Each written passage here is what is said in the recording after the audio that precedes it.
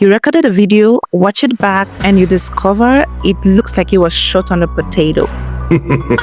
It's shaky, the colors are bad, and you sound like you recorded a video in a bad way. Basically, it's giving potato camera energy.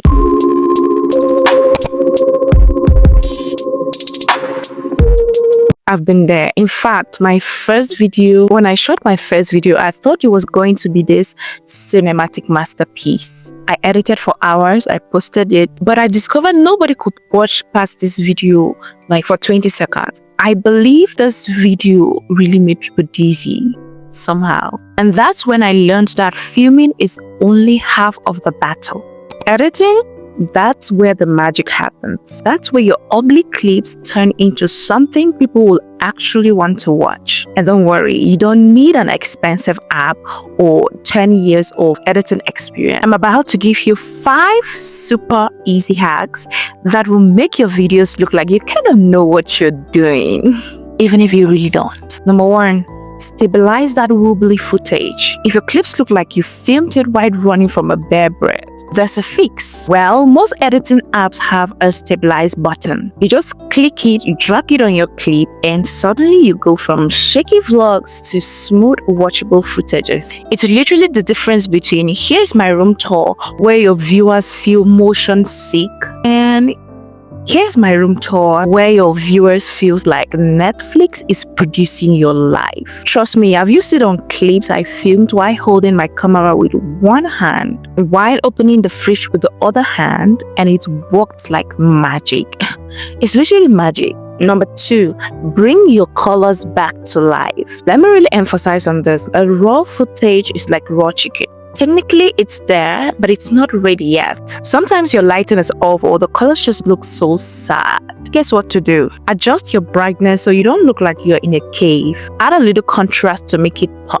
Boost your saturation just enough so you don't look like a ghost. I mean, like this.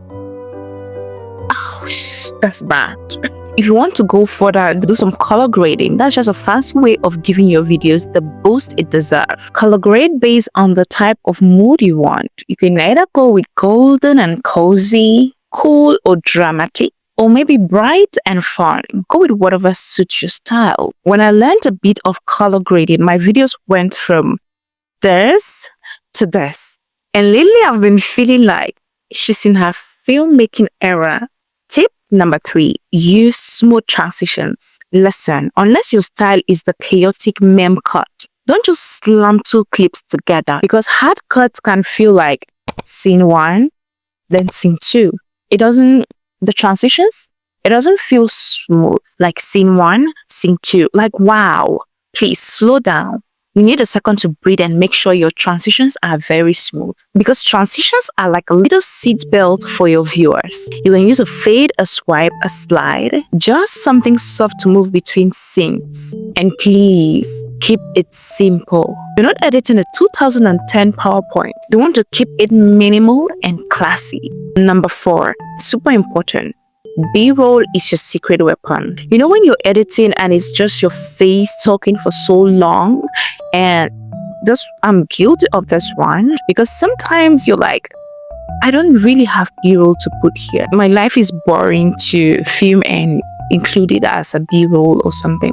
But B-roll goes a long way to keep your viewers engaged, because if it's just you talking for too long on camera, your viewers will get bored and maybe click away. That's where B-roll comes in. Now, what's B-roll? B-roll is that extra footage you add on top of your video. It could be your hands typing, you pouring a tea or coffee, or maybe the sky outside your window, or maybe you writing the text or whatever, or maybe you walking through the park, or simply just anything that explains what you're saying in the video. B-roll will keep your videos moving. If no one is telling you this, take it from me. B-roll will keep your video moving, and it will add some texture, some depth to your video. I want you to think of it like seasoning, yeah? Without it, the dish is so bland. And with it, you've got some flavor.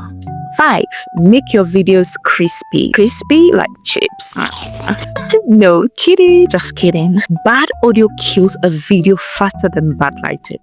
You can film a video where no one is seeing you well. Maybe you are in a cloud, but bad audio will definitely crumble your video. Don't do too much. Start with removing background noise. Most apps have the noise reduction button, CapCut in short. And if you're using CapCut, you should already know that it has the noise reduction button. Then adjust your voice so it's loud enough without it being loud. If you're feeling fancy, add a little enhancement, voice effect to make your voice feel warm. I call it the podcast touch. You know those crispy videos where people speak as if they are just whispering like, hello everybody. Like, hello my loves, welcome back to my channel. And their voice is so crispy. I'm not there yet, but that's my dream. We're moving there. Trust me, people will forgive your blurry videos. But bad sound, they are gone. They came to hear what you have to say in the first place, so they are gone. As a bonus tip, add captions. Let's be honest, people scroll on mute. If you add captions, they will watch and maybe stick around for longer. Plus, captions make your videos look professional without you even trying. And if you can't generate auto captions for free in maybe some free editing apps, you could just add some text on screen here and there to make it really pop and engaging. So yeah, those are my 5 editing hacks, which is stabilizing your footage, fixing your colors, using smooth transitions, throw in some B-roll here and there. And hey, you don't have to do too much. Just start by adding maybe 1 or 2 B-rolls in your videos. You never can tell, and practice makes perfect, right? Make that audio crisp, add some captions. I want to let you know that editing is like makeup for your videos. You're already cute, but this edits make you pop. Now go edit and let your viewers wonder if you secretly hired a professional.